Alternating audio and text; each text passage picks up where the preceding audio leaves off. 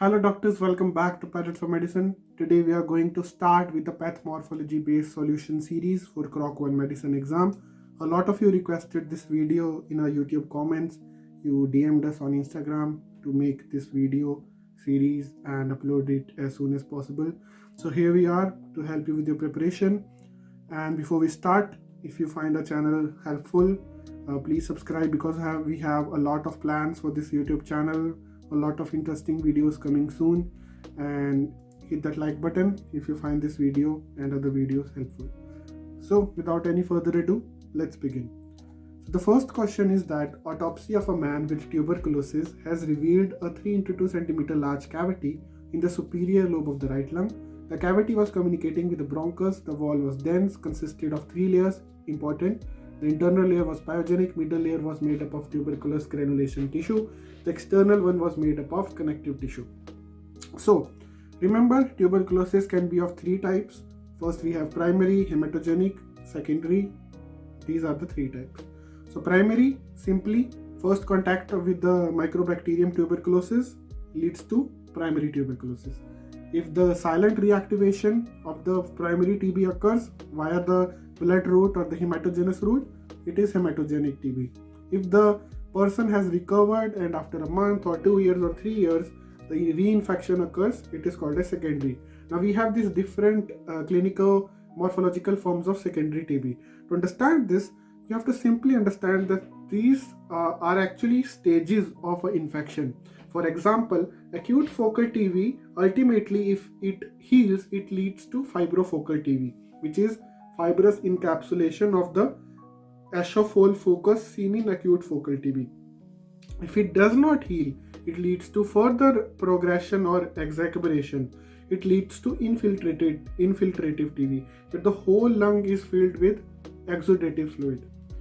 Then we have tuberculoma characteristic. In tuberculoma, the inflammatory infiltrate, if it is resolved, the previous one, the infiltrative tuberculosis, if it is resolved, the characteristic cavity of 5 cm in the first and second segment of the lung, it is an encapsulated cavity. This is tuberculoma.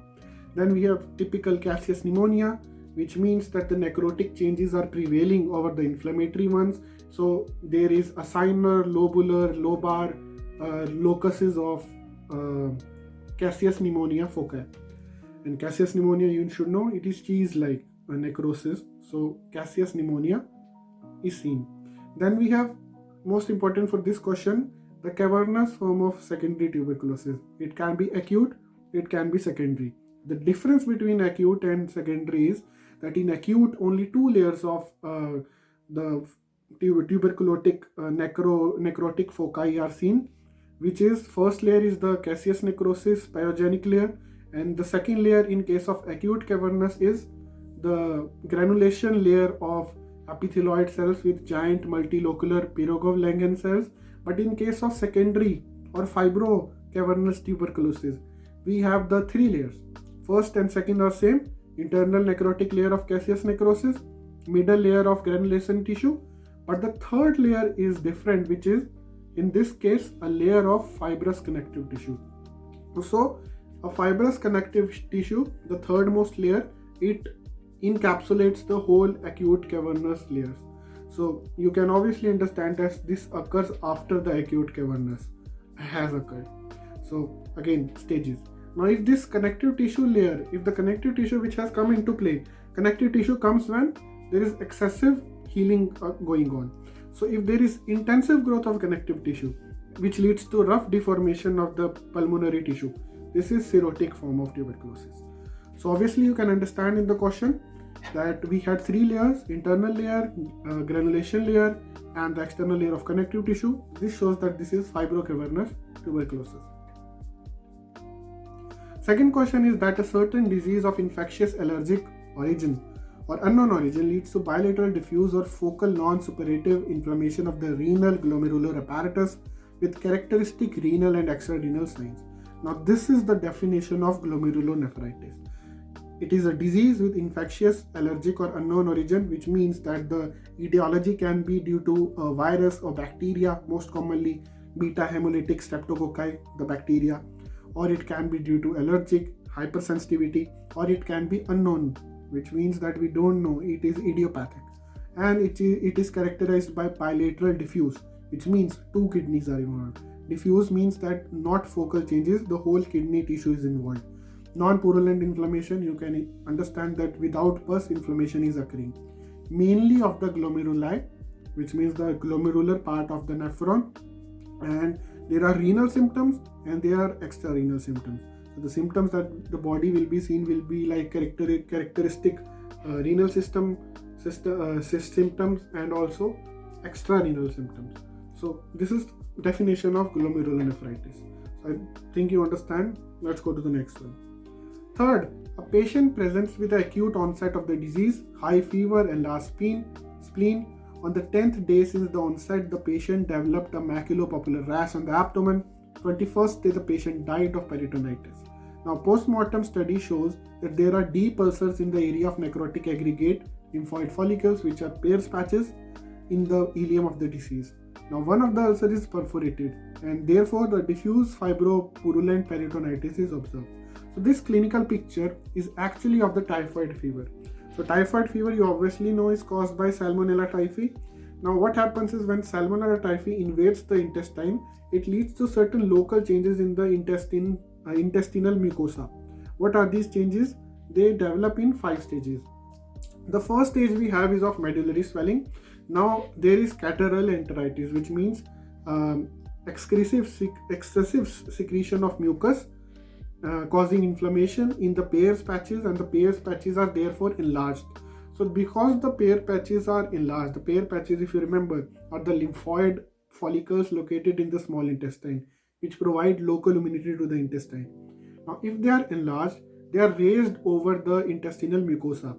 As they are raised over the intestinal mucosa, it gives the appearance similar to the brain. If you have seen a brain picture, or if you have seen brain in an autopsy video, you will see that the brain has these certain sulcuses, which are the like deep parts, and the gyruses, which is the elevation. So similar picture is seen, and this is why this first stage is called medullary swelling. Then after medullary swelling, after the inflammation, we have necrosis. So Peyer patches necrosis starts. So this is necrosis of Peyer patches, the second stage. And remember, because the necrosis of the Peyer patches occurs in the small intestines have bile juices and other enzymes. The bile acids and the bile salts, they stain the necrotic tissue green, so it appears greenish in color. Then we have the ulcer formation. Ulcer formation is basically the necrotic tissue. Ulcers start to form. They can be dirty ulcers. In dirty ulcer, the bottom of the ulcer is filled with necrotic tissue. When this necrotic tissue is removed, the ulcer have a smooth edges, which is called as clear ulcer.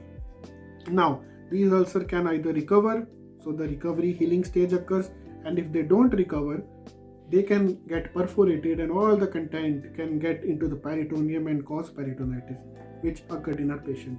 So clearly the answer here is typhoid fever. Okay, autopsy of an 86-year-old woman who suffered from cerebral atherosclerosis shows atrophy of her cerebral cortex.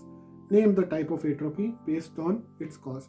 So remember, cerebral atherosclerosis is in the patient's history, and we see that there is atrophy of the brain. So simple, what happens in atherosclerosis is that these lipid and calcium or connective tissue plaques, they block the arteries of the vessels, arteries of the various organs, and this blockage leads to ischemia of that organ. Not ischemia means that not enough blood reaches that organ, and because not enough blood reaches that organ, what will happen? It would lead to atrophy of that part of the organ. So this, when it occurs in brain, this is called as ischemic stroke, and if it occurs in the background of atherosclerosis, as seen in our patient, it is this type of atrophy or ischemic stroke is due to insufficient blood supply. An autopsy of a 42-year-old man who suffered from chronic diffuse bronchitis, died of cardiopulmonary failure, shows hyperinflated lungs that cover the mediastinum with their edges. The lungs do not deflate, they are colored pale grey, they crunch on section, lung surfaces does not straighten out when depressed with a finger. This results in permanent depression. Important, mucopurulent exudate is produced from the bronchial lumen. What is the most likely diagnosis? Now, pulmonary emphysema is a chronic obstructive pulmonary disease. So it comes under COPDs. Now why? So pulmonary emphysema is actually due to a combination of two things. First of all, the alveoli, they become super dilated, and then the walls of the alveoli are destroyed, which you can see. This is the normal alveoli, and here the alveoli are super dilated and the walls of the septa of the alveoli are damaged, which leads to a condition called as pulmonary emphysema.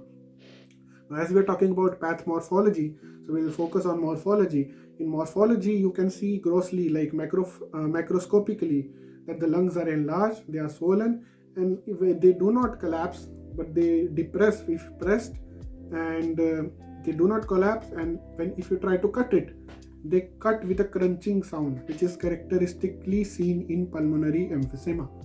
And if the pulmonary emphysema is normally it occurs in combination with chronic bronchitis, then you will see mucopurulent exudate in the bronchus. So in microscopically you can see combined symptoms of chronic obstructive bronchitis, bronchiolitis, and pulmonary emphysema.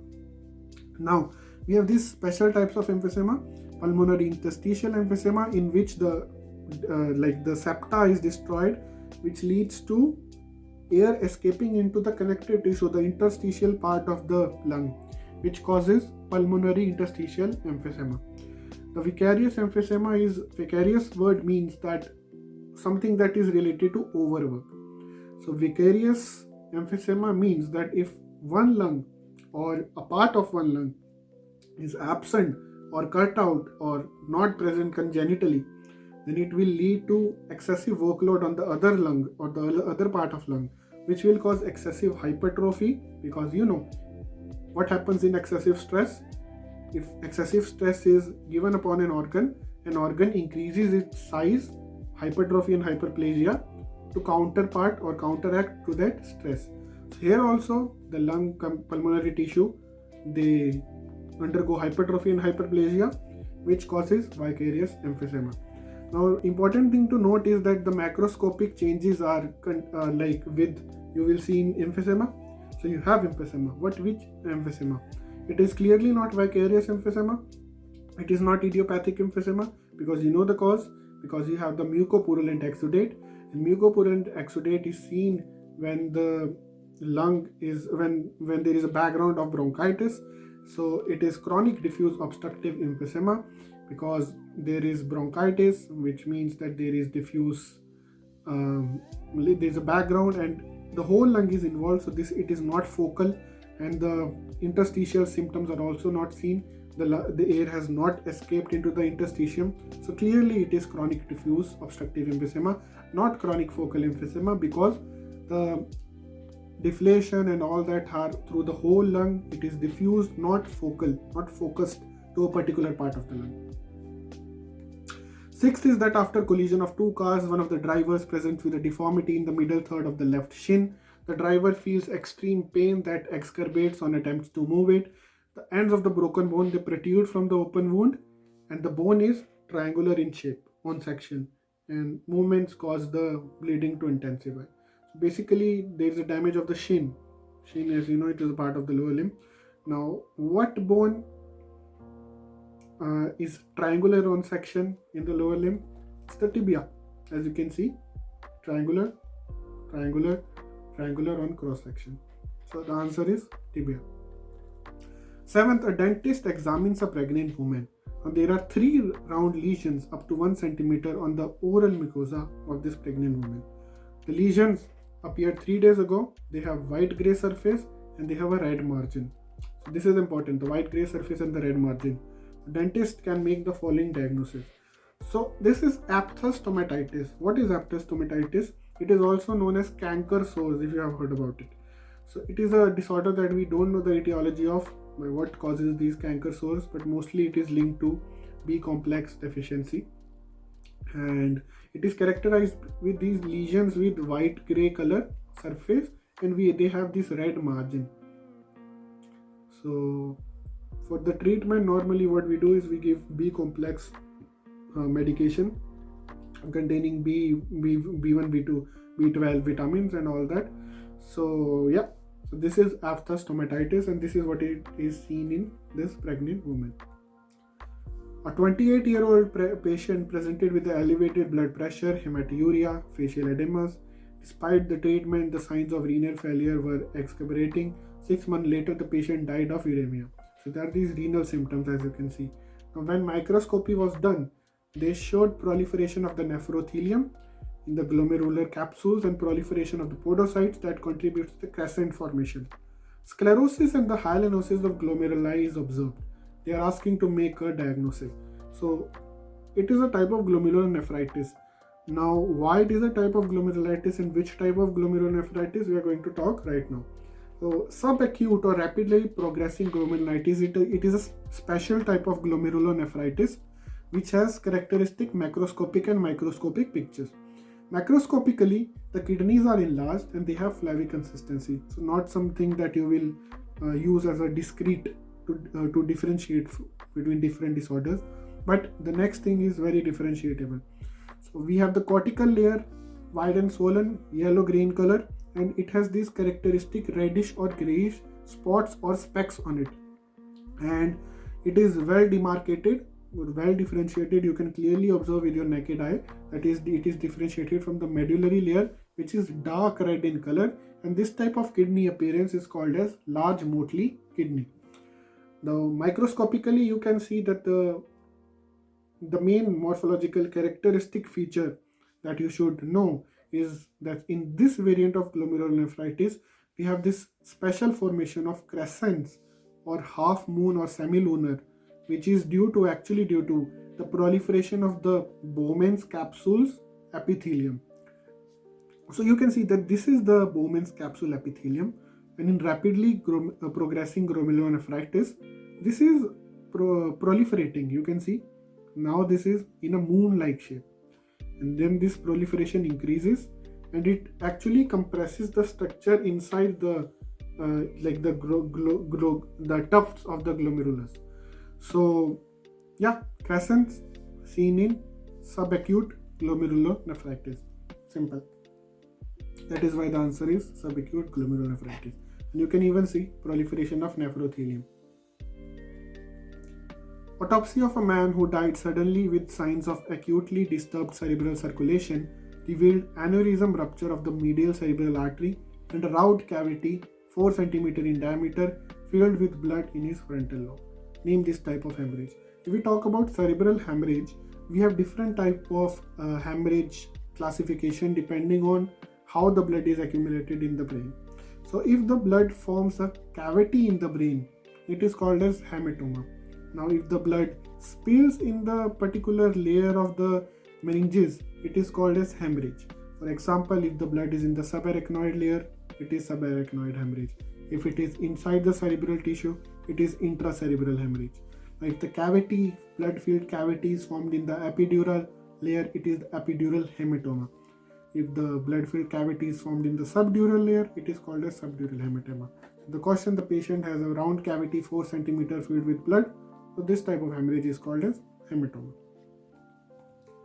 During teeth examination of the lateral surface of the first molar, there were detected a cone-shaped carious cavity with the base oriented towards the tooth surface and the apex towards the tooth center. Softened dentate is visible on the floor of the carious cavity. Make the diagnosis. Now, how the caries or cavity they progress into our teeth?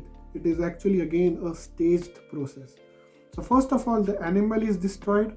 So when the enamel or the superficial layer of the tooth is destroyed, this is called a stage of spot, macula cariosa, which means that the demineralization is only up to the superficial zone of the enamel.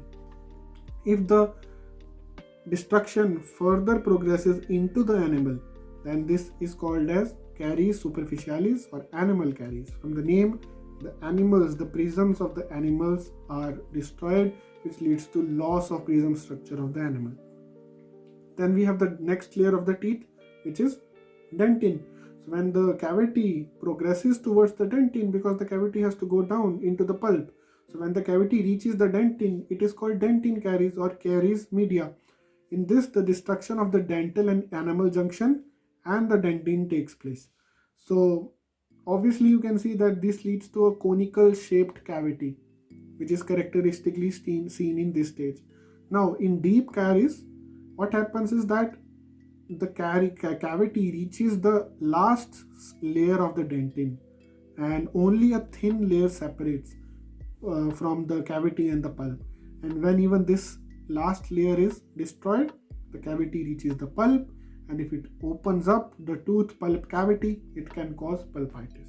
So in the question you can see that there was this characteristic cone-like cavity and softened dentin was available, so simply dentin caries.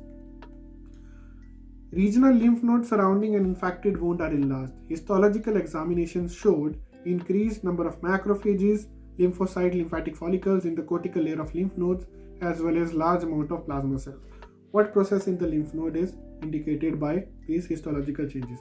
We need to remember that lymph nodes are actually part of our immune system. They are peripheral organs of the immune system, and these are the sites where the immune cells, the B and T cells, they are stimulated and they are actually stored there. And whenever there is a antigen coming inside the body from a etiological factor, maybe of outer, like external etiological factor, or maybe internal etiological factor, so what happens is an antigen presenting cell like a macrophage or a dendritic cell, it takes the antigen on its MHC complex and goes to the lymph node. In lymph node, it meets a T helper cell, and the T helper cell then activates the B cell, and the whole immune cascade has started.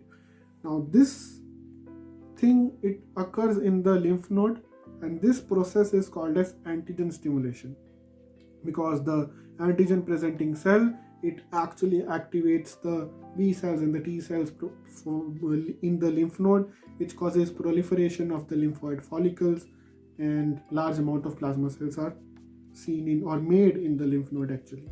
So antigen stimulation.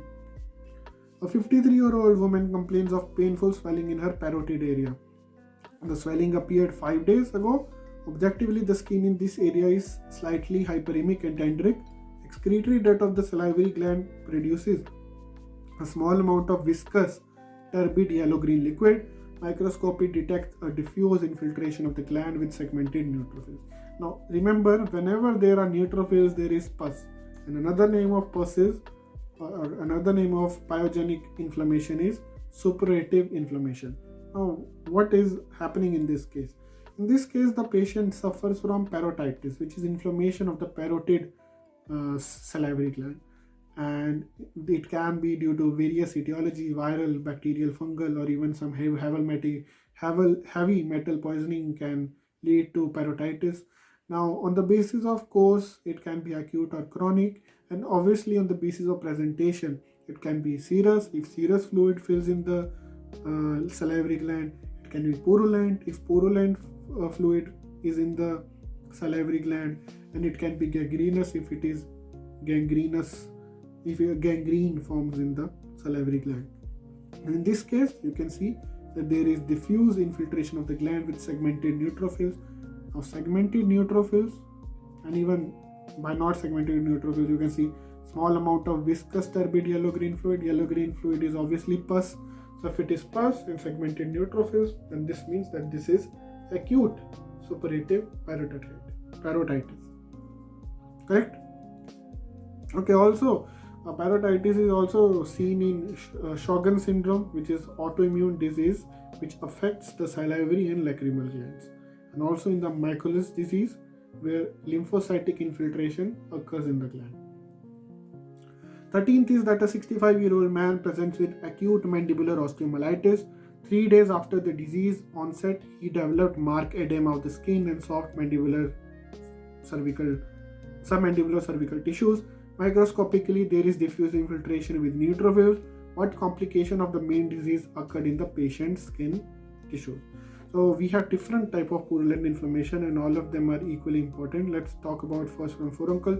Furuncle is actually inflammation of hair follicle. Carbuncle is inflammation or purulent inflammation of like many hair follicles. So basically, many furuncle make a carbuncle. And phlegmon, it is unbound purulent inflammation in which the pus, it spreads diffusely between the different combination of tissue. So basically, phlegmon doesn't have any boundaries. So the pus, it spreads through the tissue, and it can be soft phlegmon or dense phlegmon. If there is a necrotic foci not involved, it is soft. If there is necrotic foci seen, then it is dense phlegmon. Also, pus in any cavity, it has a special name, like in pleural cavity, gallbladder cavity, or appendix. This is called as empyema. But the most commonly we call pleural phlegmon or pus in pleura empyema. Also, we have abscess. Now, abscess as compared to phlegmon has a well differentiated like external layer. So, pus containing cavity. Abscess is simply a pus containing cavity. It can be acute if only there is a pyogenic membrane, and obviously it is chronic if the connective tissue is involved. Anything chronic, most of the time connective tissue is involved. So chronic abscess is when pyogenic membrane has a outer connective tissue layer. So here you can see that microscopically there is diffuse infiltration with neutrophils. There is no cavity, so it's not abscess, it's a phlegmon. Oral examination of a person revealed dark yellow and brown spots and stripes of the labial and lingual surfaces of a patient teeth. More than half of the dental surface is affected. Enamel and dentin are destroyed. What diagnosis is most likely? So this is actually fluorosis. Fluorosis is a disease which occurs when you excessively intake fluorine. Now, no one intakes fluorine consciously. Actually, normally it occurs when there is a large amount of fluorine in drinking water, or if there is also a large amount of fluoride in toothpaste. So if someone does excessive brushing, fluorosis can occur. So it is characterized by a disturbance in the process of enamel formation and calcification. It is differentiated into various degrees, and these degrees are based on the morphological changes we see. For example, in the first degree you can see these chalky spots on the 1/3 of the enamel, and the chalky spots and the bands, they cover half surface of the enamel, and pigmented spots can be seen. In 3rd degree, yellow brown spots can be seen, and in 4th degree, multiple erosion of enamel, brown or colorless or brown black in color can be seen. So this is clearly fluorosis. Mother of a 4-year-old child complains that the child developed elevated body temperature, tenesmus, diarrhea, and abdominal pain attacks. The child attends a preschool facility. Laboratory analysis detected mucus and blood admixtures in the child's feces. Name the changes that occur in the gastrointestinal tract during dysentery. So you already have a diagnosis of dysentery. Now they are asking about what changes, pathomorphological changes occur during dysentery. Now, if you follow our Instagram channel, we posted this changes in the intestine during Shigella dysentery a long time ago.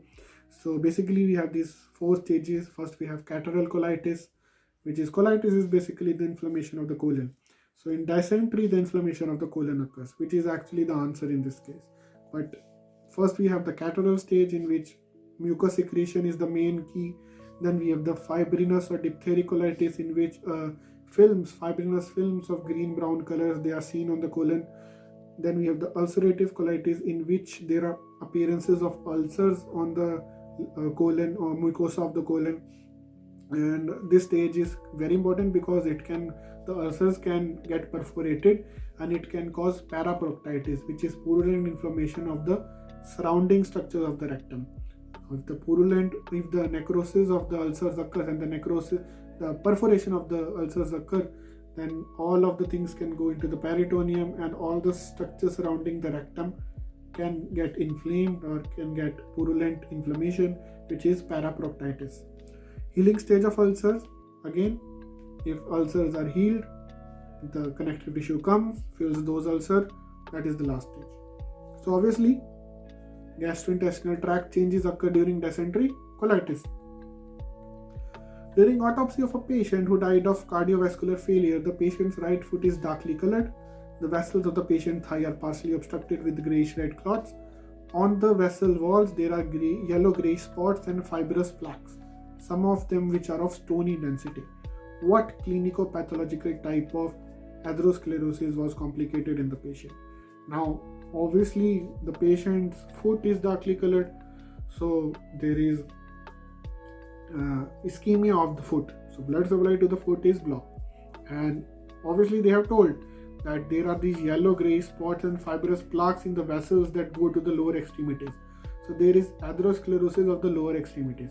So what is atherosclerosis? It is actually a disease in which the lumen of the intima of the large and medium-sized arteries is characterized by deposition of these lipid or fibrolepid plaques, also called as atheromas.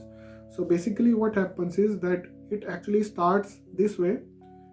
First initial lesion forms, then a fatty streak forms, then the lesion, the atheroma, it grows because of more deposition of lipids and calcium salts and connective tissue, and it finally leads to fibroaderoma or complicated lesion, which leads to blockage of blood to that artery and then to that organ, which causes ischemia.